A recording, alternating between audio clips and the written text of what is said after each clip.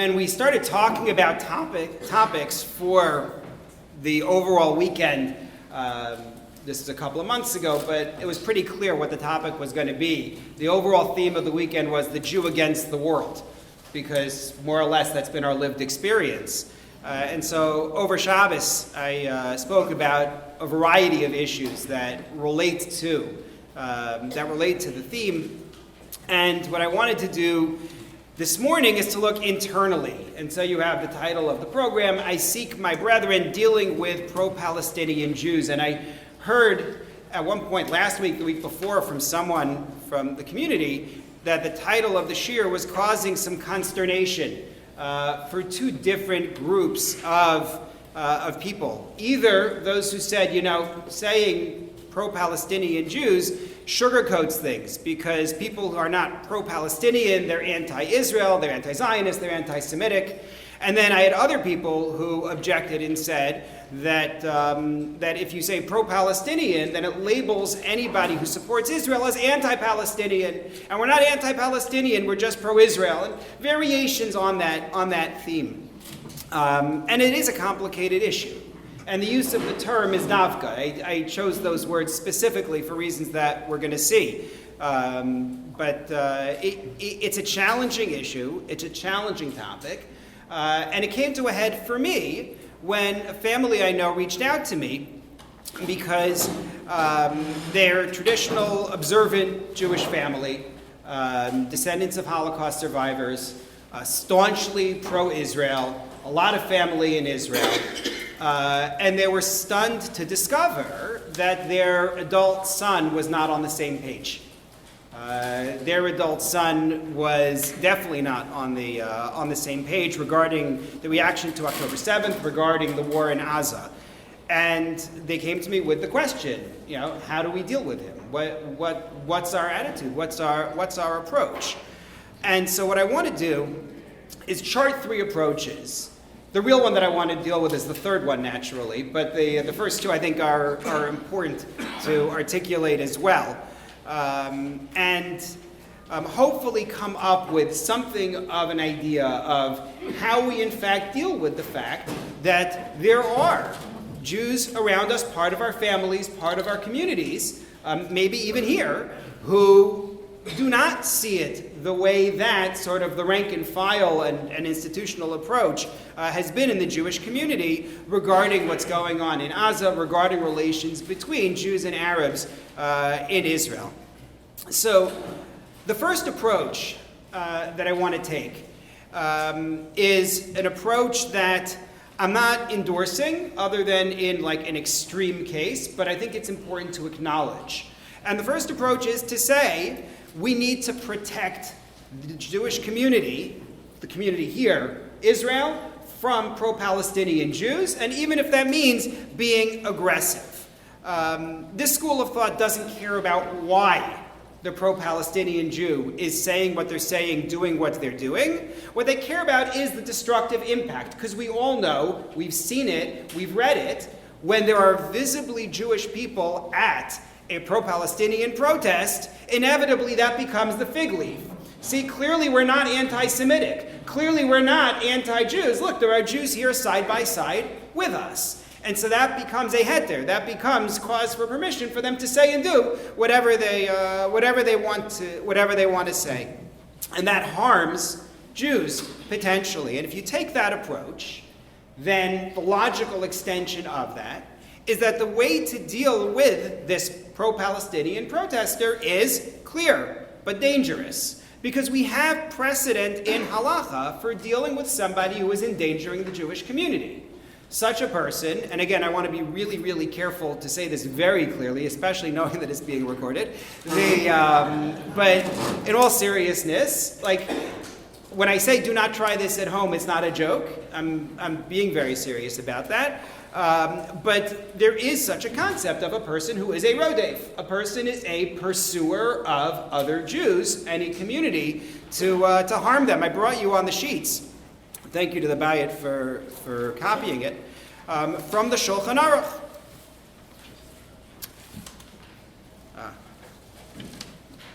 Kol hamoser hatzibur umitza'aran.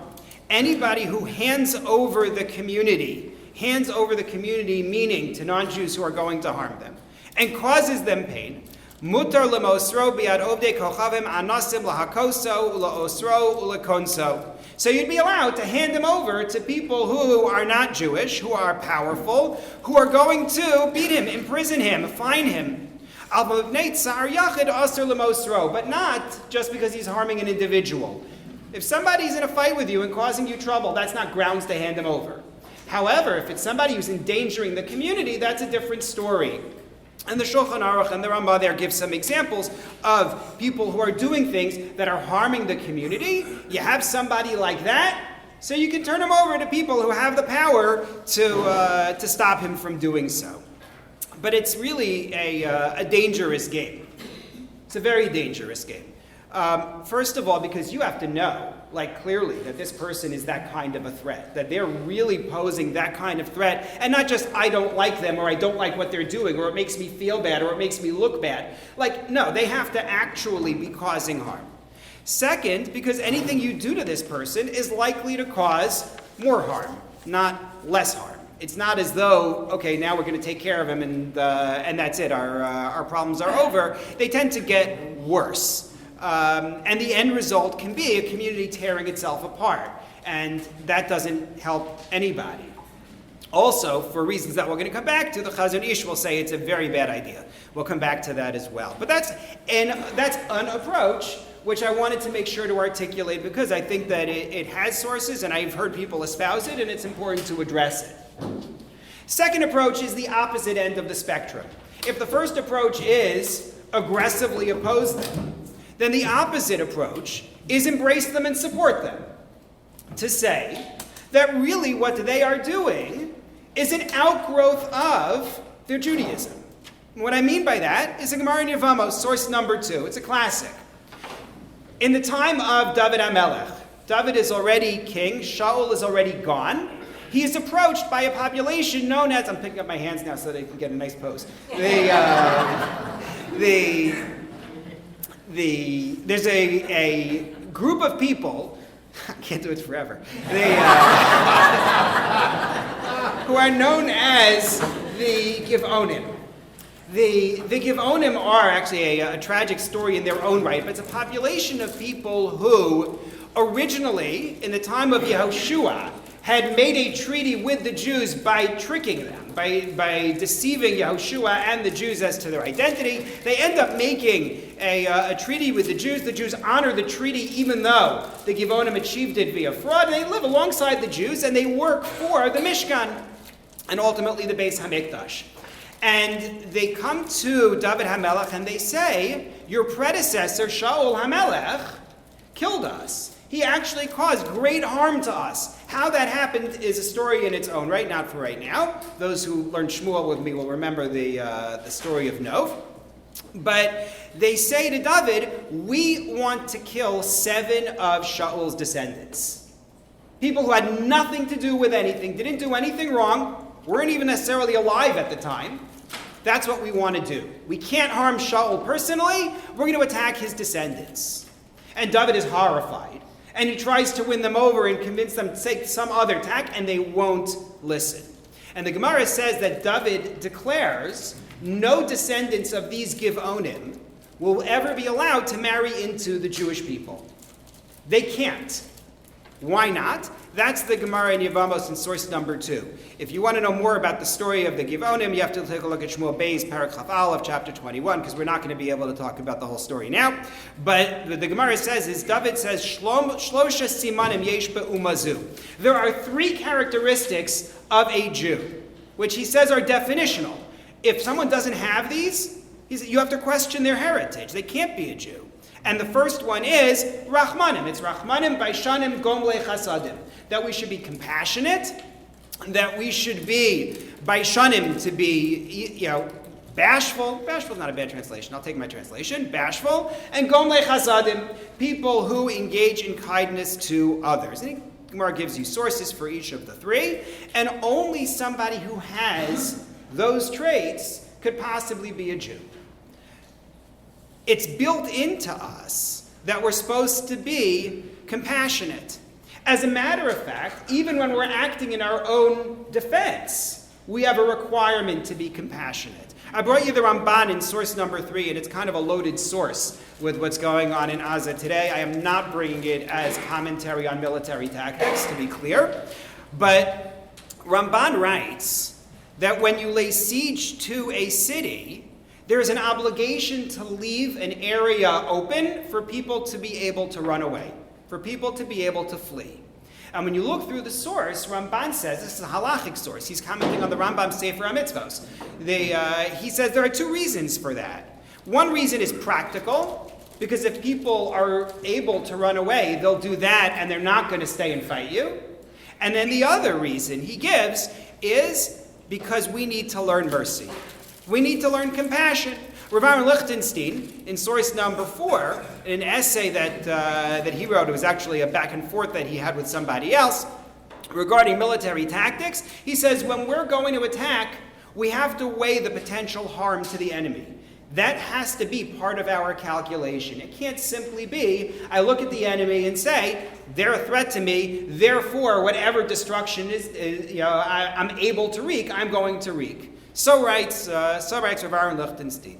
So if you take that approach, then the way to deal with the protester is actually with appreciation and support. Look, they feel compassion, and I would frankly hope that anybody would see the devastation and feel compassion, however the calculus works out. But you can't see people suffering and not feel horrible on a daily basis for the suffering. So to say to them, you know what? To say to the protester, I recognize your mercy is a product of your Jewish education. It's a product of your Jewish upbringing. It's not a rejection of it. It may not be, how I think it ought to be applied, but it speaks positively about your neshama. It speaks positively about who you are. And that's a second approach, to say, you know what, I don't agree with you, but I see what you're saying, and there's a basis I can recognize and honor. But it's a double-edged sword. The classic line of the Radak is very relevant. I brought it in source number 5. The Radak comments, "V'achemla al harishayim achzariyus ki yadua ki sofam la'asos milchama." He says you're going to have mercy on the wicked. That ends up being cruelty, because the people you're having mercy on are going to come back to fight you in the end. And we know that because we've lived it. We've seen it. So saying, I'm going to be supportive of the protester runs the risk of encouraging something that comes back to harm us. So both poles have legitimate basis, but both poles have significant problems. And so that brings me to the third approach, which is the main one that I wanted to discuss. And that is to say, being pro-Palestinian is not necessarily the same thing as being anti-Jewish, and it's really important to understand why this person is doing what they're doing in order to know how to go forward. And I go back to the story of Brother Daniel. Now, this is actually a good test. I think it was 2014, 2015 or something that I gave a Shavuos night shir here about Brother Daniel. So I'm tempted to ask how many people have heard of Brother Daniel and actually remember his story, but I won't do that. But the story is an important one. Brother Daniel was not born Brother Daniel. Brother Daniel was born Shmuel Oswald Rufeisen in Poland in the year 1922. His family was not observant. He participated in a Zionist youth group. He learned farming for a couple of years, and he planned to make Aliyah. World War II breaks out, the Nazis overrun Poland, and he at first is arrested, then he escapes. He develops an identity as a German Christian, and he works as a translator for the Nazis in Mir. While doing that, he's helping the Jewish community. He warns them about various actions before they happen. He smuggles 300 Jews out of a ghetto into the forest. He gets weapons to the partisans. In 1942, a Jew who recognizes him from that youth group turns him over to the Nazis. He escapes, goes over to the Russians, who think that he is a German spy. Then he gets saved by a Jew who confirms, no, this guy's Jewish. He ends up hiding in a monastery, and he converts to Catholicism. After the war, he becomes a Carmelite monk. Brother Daniel is the name that he takes. He testifies against the Nazis for war crimes, but he continues to live as a monk. 1948, founding of the State of Israel, he requests from the Polish authorities to get a passport. He wants to make Aliyah. Not only does he want to make Aliyah, but he wants to make Aliyah under the law of return. He wants to be identified as a Jew, even as his plan, to be clear, is to continue to be a Carmelite monk in Israel. Now, this is a very loaded time for this to be happening. This is a time when we've lost so many millions of Jews. And the idea that a Jew is going to adopt Christianity and identify as a Christian is anathema. I mean, it's frankly always anathema, but it's particularly painful for Jews at that time. But he wants to go to the Carmelite headquarters in Haifa, and that's where he plans to live. So the folks in Israel say, listen, you can come here as a non-Jew.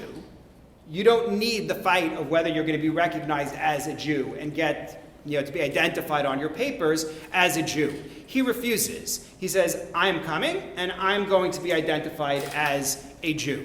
He comes to Israel, settles in the monastery, renounces Polish citizenship, and applies for citizenship in Israel as a Jew. This goes on for years because Israeli government.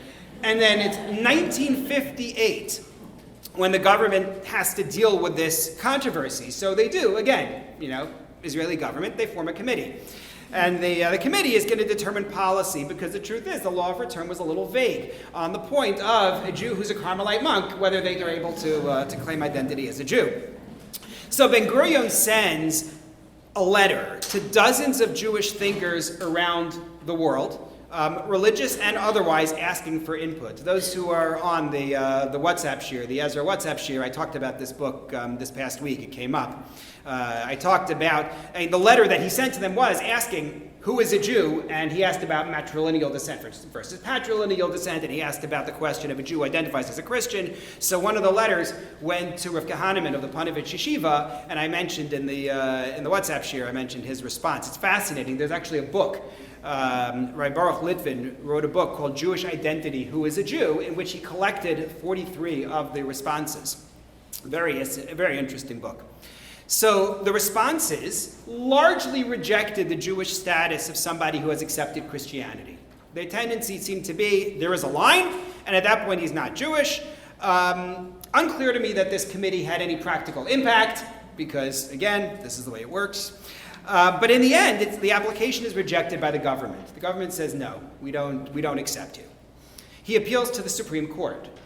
In 1962, the Israeli Supreme Court rules 4-1 that he is not a Jew. The justices were very harsh in describing the importance of not rejecting the heritage of one's ancestors. And you get this great line. The court assumes that religious sources will say that he remains a Jew. And they say, but this is not a theocratic state. The rabbis are going to call him Jewish. He's not Jewish. That's what they say. Rufeisen remains in Israel at the monastery. He ends up becoming the top monk at the monastery. He passes away in 1998. Can one lose one's status as a Jew? Is that a thing? Is that possible? So if we were doing this in an interactive way, number one, it would be a lot longer. But number two, I would ask you the question, and you would tell me, no, a Jew is a Jew is a Jew. There's no such thing as losing one's Jewish identity. It's a Gemara. If you take a look at source number 3, it's a Gemara in Sanhedrin. The Supreme Court was not wrong in making its assumption that we're going to treat a person as always being Jewish. In Sefer Yehoshua, chapter 7, I think, when the Jews lose the war with a city called Ai, Yehoshua throws himself down in front of God and says, what happened? How could it be? You're not supporting us anymore. And Hashem's response is, Chata Yisrael. Israel has sinned. The following thing took place. And the Gemara comments on that line, Chata Yisrael. Israel has sinned. Rabbi Abba Bar Zavda says, Af al pi shechata Yisrael hu. Even if a person has sinned, he's still a Jew. Doesn't make a difference. A Jew is a Jew is a Jew, no matter what they do. They may be what we call a mumar. They've renounced following Judaism. It doesn't make a difference. That seems to be supported by Rabbi Yosef Karo in source number 7. Rabbi Yosef Karo in his Beis Yosef commentary to the Torah. He deals with the following question. A Jew who has left Jewish practice, has actually decided to become a Christian, marries a Jewish woman. He passes away, no children. Does she have an obligation to have chalitza or yibum with his brother, right? Because he dies with no children. Is there any connection now for her with his brother, as there would be in a standard marriage? And Rabbi Yosef Karo says yes. He says, "Vaday kushta demil sahachi." He says this is for sure the truth. De'eshes mishumad zekuka liyibum. The wife of this man who is a mishumad, who has left things, does require yibum. Va'afilu kitcha achash nishtamid. Even if the marriage happened after he had already left, does it make a difference? They are still considered Jewish. That's the halacha as Rav Yosef Karo records it. And yet, Rav Aaron Lichtenstein said, not so fast. Not so fast. Based on a Gemara in Yevamos. And that Gemara is in source number 8. They ask the following question. If a Jew marries somebody who, as far as we know, is not Jewish, how sure can we be that they're not Jewish? Because we know that after the time of Shlomo HaMelech, the Jews split into two kingdoms, Yehuda in the south and Yisrael in the north. Ashur, the Assyrians, came through. They conquered the northern kingdom. They exiled them. These 10 tribes scatter. There is a Gemara that suggests that they came back before the Beis HaMikdash was destroyed, but the general tendency is to assume these 10 lost tribes are out there somewhere. Right? And every once in a while, someone will say, oh yeah, it's the Jews in Japan, or it's the Jews in Ethiopia, or it's the Jews in India, or whatever. You know, we've decided that we found the 10 lost tribes. They're no longer lost. Good news. So the Gemara says, if you have these Jews floating around out there, how do you know that this person you think is not Jewish is really not Jewish? They might be Jewish. It would ruin the sale of chametz, right? Every single time you want to sell your chametz. Like, I don't know. Maybe now we require that they show us the ksuba of their, great-grandmother to prove that they're not Jewish, so to speak. That's the Gemara's question in source number 8. The Hebrew is at the bottom of one side, English is at the top of the second side. Rabbi Yehuda says, quoting Rabbi Asi, in the event that a non-Jew marries, in whatever form, a Jew, you have to be worried. Maybe this is actually a Kiddushin. Maybe it's from the 10 tribes. So this was reported in front of Shmuel, this lesson which Rabbi Yehuda said, quoting Rabbi Asi. And he replied saying, Shmuel replied saying, no. Why? He says, because the Chachamim of the time, and apparently this means of the time when the tribes were exiled, Asaum ovdei kochavim gemurim. They declared these people have full non-Jewish status. The 10 lost tribes, no longer Jewish. Based on a pasuk in Hosea, Bashem bagadu ki banim zarim yoladu. They betrayed God, they produced foreign children. So he says that so in this Gemara, the Gemara is saying that they renounced their Judaism, they betrayed God, and now that's it. They're out. Doesn't give any description of what exactly it was that they did, but Rabbi Aaron Lichtenstein grabs this and runs with it. He says, how can it be that on the one hand we're told you never lose your status as a Jew, and on the other hand you tell me that they lost their status as a Jew, they were drummed out? Which is it? So he says there are two different types of apostasy. He says there is somebody who, and it's in source number 9, he says there is somebody who abandons Jewish practice, and then there is somebody who abandons Jewish peoplehood. And those are two different things. He says the term employed in scriptures to refer to an apostate is ben nechar, yesterday's parsha. We talk about somebody who has left things. He is a ben nechar, an alien. And the essence of apostasy is indeed estrangement and dissociation. This alienation may take two forms, however. There is first an apostasy of action. A ben nechar described by the phrase shenisnakru masav la'aviv shabashamayim, one whose actions have become alien to his father in heaven. Somebody who says, I'm not practicing Judaism anymore. That's one.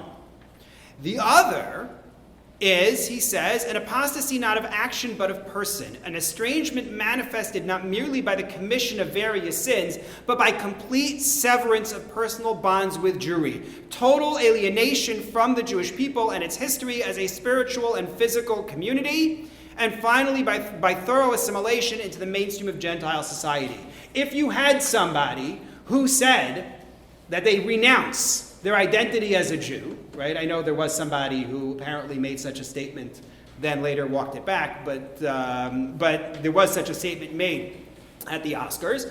If somebody says, I renounce my identity as a Jew, according to this, yashikoach, or you can't say yashikoach anymore. I have to say congratulations. But there is such a thing as them saying, I'm walking away, and now you succeeded. Okay, you walked away. Good luck. That's the way Rav Aaron understands this Gemara in Yevamos. And he links it to a very interesting analysis of Eretz Yisrael, of the definition of the land of Israel. How do you define the boundaries of Eretz Yisrael? I've been talking way too long. How do you define the boundaries of Eretz Yisrael? What are the boundaries? How do you know? The Torah, right. The end of Sefer Bamidbar. The Torah actually tells you what the boundaries are supposed to be. It gives you the lines, right? And yes, obviously there are political lines today, but your origin of your boundaries is this set of boundaries that are defined there in the Torah. However, it's not entirely true, because when the Jews come into Eretz Yisrael under Yehoshua, they consecrate the land. They give the land Kedusha. They give the land holiness as they settle there. Now, under Yehoshua, they settle basically the full land. However, we get kicked out by the Babylonians, and then we come back for the second Beis HaMikdash under Zerubbabel, and then we don't succeed in settling in all the areas that the Jews had settled in under Yehoshua. It's a much smaller area that they live in. And so the area that they consecrate is smaller than that original area. And so what we find is that there are different grades of holiness in different parts of Israel. There's the land that was settled by the Jews when they came back for the second Beis HaMikdash, that has heightened holiness. And then there's the rest of it, which is in those boundaries, which has lesser holiness because we didn't consecrate it. You have two different areas. And Rav Aaron notes, and I brought the two lines from the Rambam showing this in sources 10 and 11. He says, the land, in number 10 it tells you, that the land that was settled by the Jews when they came back for the second Beis HaMikdash, that land has full Kedusha, full holiness. The mitzvahs that depend on the land of Israel, like Shemitah, those apply in that land. However, the rest of it not. Maybe midrabanan, rabbinically it'll apply. But not on a biblical level. The land that they didn't take, that land does not have those mitzvahs. However, for certain other laws, that land does have the status of Israel. As an example, smicha, real proper ordination, can only be done in the land of Israel. But it doesn't only need to be in the land that was settled by the Jews who came back from Bavel. It can be anywhere within the boundaries established in the Torah. That's the Rambam in source number 11. Anywhere in Israel qualifies. So in other words, parts of Israel have the status of full Israel, full Kedusha, full holiness, and parts only have the identity of this is within the boundaries of Israel, but not the full Kedusha. And he says it's the same thing. The parts that were settled by the Jews when they came back from Bavel, from Babylon, have full Kedusha, have full holiness. Mitzvos are performed there. That's like the Jew who is performing mitzvos. And then other parts of Israel don't have those mitzvos, but they have the identity of being Israel. And that's like the Jew who isn't performing mitzvos, but still says, I am a Jew. Still identifies as part of the Jewish people. That's the idea. There are all sorts of ramifications for it. I'll only note one other one, which I brought you in source number 12. A person who converts to Judaism, right? We know that we don't go seeking people to convert to Judaism. If somebody tries to convert to Judaism, we say to them, you can be a good moral person without being Jewish. We want to make sure to determine that they're really sincere and committed before they do this. But look at this source number 12, which tells you what you're supposed to say to somebody when they come to convert. We say to them, in the interest of time, I'm just going to read out my English translation. We say, what caused you to come convert? Do you not know that Israel today are grieving, pushed around, dragged around, torn, and they suffer? If he says, I know, and I am unworthy, but I want to be part of this nation, then we accept him immediately. We inform him of some of the light and the severe mitzvos and so on. So Rav Aaron pointed out that there are two parts. Part of it is, yes, you tell him about the mitzvos. And part of it is you say, you're going to become part of this nation. You're accepting that you're going to become part of the nation. Both of those are critical.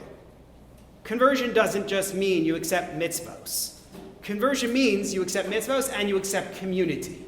You accept being part of the nation. Somebody comes to the Beis Din and says, I'm interested in becoming a Jew. I'm fully committed. I accept all 613. Whatever you tell me to do, I'm going to do. The only thing is, I'm not interested in shul. I'm not interested in being part of this whole nation population. I'm not familiar with that. It's foreign to me. I'm sorry, that's not conversion. Conversion is you become part of a nation. It's a family. That's the way it works. The Hanukkah time comes along, and you have a Greek fellow who converted to Judaism, and he wants to light the menorah. What's the second bracha that he makes on the menorah? She'asa nisim la'avosenu. She'asa nisim la'avosenu. Not that Hashem performed miracles to my ancestors, the Greeks. Hashem performed miracles for my ancestors, the Jews. He descended from the wrong side of the Hanukkah story, but he is going to thank Hashem for performing miracles on behalf of his ancestors, the Jews, because now they are his ancestors. When he says Shmona Esrei, it's going to be Elokeinu ve'Elokei Avosenu, God of our ancestors. Their ancestors are now Sarah and Abraham. That's the way it works. They are now part of a family. You need to accept both. Two sides to Jewish identity. So, to sum up what we've said, and then I'll get to applying this to our discussion. In the story of Brother Daniel, you have somebody who completely left the Jewish religion, adopted Christianity, which claims to be replacing Judaism altogether, coming to you and saying, I want to be identified as a Jew. What is their status? So Rav Aaron Lichtenstein says there are two different pieces to Jewish identity. There is Jewish practice, and there is also Jewish identity claiming to be part of the Jewish people. And a person can lose the first and retain the second. They could still have Jewish identity, saying that I in fact am a Jew, and it will be considered meaningful. You follow? Now, Rav Aaron, in his conclusion on the Brother Daniel case, actually thinks he's out. Surprising, no? I would have thought the other way. But he thinks that this person is out. And I brought it in source number 13. His argument is Christianity is an exclusive religion, like Judaism, right? It's not a religion that says you can believe this and believe something else. So he said, you accept Christianity, that means you've walked away from Jewish identity. That was his argument. However, he didn't paskin on the Brother Daniel case, not least because it was no longer a live issue in his day. But I think you could argue the opposite. He's saying, I am a Jew. I don't know why. I don't know what it was about being a Jew that was so compelling to him. Maybe it was just longing for his youth. He missed it. I don't know what it was that, I don't understand that he was a missionary in any sense, that he was trying to do it that way. I don't know. It's a good question. But the key thing here is to apply it back to our case of the pro-Palestinian Jew. I would want every Jew to have Kedushas Yisrael, the holiness of Israel, to practice mitzvos, and to have Shem Yisrael, the name of Israel, to practice the identity of a Jew, to say, I am a Jew. But even if somebody abandons mitzvos, as long as they identify as a Jew, as long as they are pro-Palestinian but not anti-Jew, if they really do walk that line, if they can do that, then they're still a Jew. They may be a mumar, they may be what Aaron translates as an apostate, which is a very loaded word. They But for such a person, we keep the door open as wide as we can. Right? The Chazon Ish articulated this. Many have articulated it. But I like quoting the Chazon Ish specifically because he's not generally identified as being terribly liberal. If you take a look at source number 14, the Chazon Ish writes, again reading my translation because of time, at a time of divine invisibility when faith has been cut off from the poor of the nation, meaning God is not performing open miracles to convince everybody that he's real. So he says punishment doesn't mend the gap, but only increases it. Going back to that first approach that I mentioned before. You think you're going to do something and it's going to hurt him and now he's going to agree with you. Only makes things worse. For it appears like a deed of destruction and coercion, God forbid. Since our entire goal is to repair, the law of punishment does not apply when it does not repair. We are obligated to bring them back with avotot ahava, it's from a pasuk, ropes of love, to bring them to the radiant light to the extent we can. He says, you have to embrace them, not be aggressive against them. That doesn't mean the second approach where you say, look at that, I'm so happy that he's exercising his compassion, right? Therefore I wouldn't go. But at the same time, they're Jewish. They're identifying as Jewish, if they are.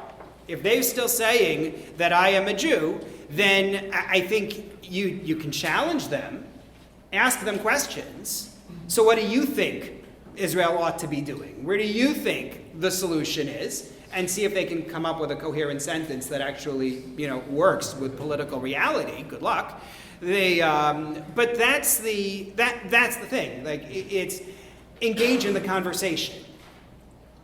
Not to alienate, not to write them off, not to say, well, this is it, this is the crisis and the mashber, and now I can't accept them anymore. What happens if they actually have? I see your hand. I'm going to go through this first because I know people have schedules and I want to make sure that I know when I'm getting to my plane. What happens if the person really has walked away from both identities? What if you have somebody who says, that's it, I renounce it, these Jews are bloodthirsty and I can't have anything to do with them anymore? What happens?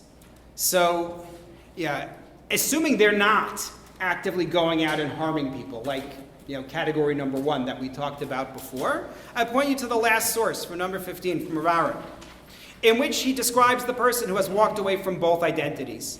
He says, even then, his physical roots in the community are sufficient to make him liable for all obligations and to keep the door open for his return. Never fully gone. Never fully gone. You still want them to be able to come back, even when you say they really went too far. So we have the argument that this person is a rodef, is a pursuer. But it's a dangerous argument to make, and not terribly productive usually. It's sort of the break glass in case of emergency type of a thing. There's the argument that he means well, as compassion is rooted in Judaism, and therefore we should be supportive. But there's a limit to that because there can be a threat in that person's compassion. And then there's Rav Aaron's argument that somebody who abandons the religious ideology of Judaism but retains their identity as a Jew is still one of us, is still part of our nation, and we do our best when we embrace that person. And I think for the vast majority of cases, and that was my advice to the family who asked me this question, I think that's what you do. I think you have to acknowledge the good that's driving it without supporting the protest, and try to stay engaged with them. This is a terribly depressing topic, so I'm just going to end with a short positive note from yesterday's parsha. I mentioned before the Ben Nechar. So when the Torah invokes the Ben Nechar in context, it's talking about somebody who wants to bring a korban, somebody who wants to bring a sacrifice. And the Gemara Menachos Ayin Gimel says it's not just talking about a Jew who wants to bring a korban, it's talking about a non-Jew who wants to bring a korban. And that these are the rules for a non-Jew who wants to bring a korban. And I think that's a very potent statement that it's making. It's very easy to read it and sort of miss it as you go through the parsha. But it's telling us that the Torah envisions a world in which not only Jews are going to bring korbanos, but non-Jews are going to bring korbanos. Not just that they're going to recognize God, but they're going to recognize our building in which we serve Hashem. And of course later on, Yeshaya, Zechariah, Micha all talk about that vision. It's a powerful vision. the world that we live in is a very dark place right now. There's so much that is depressing, every day, whether you're talking about in the general news media, social media, on our street corners, on our college campuses, in Israel. It's just, it's so difficult to contend with all of the darkness and the pain that's there. But it's worth remembering the vision of our Parsha, that there will come a time when all Jews, non-Jews as well, will be together, will recognize the validity of Torah, and will say, we also want to come to Yerushalayim, not in the negative way, but in the positive way, that all of them want to come to the Har HaKodesh in Yerushalayim. Thank you very much.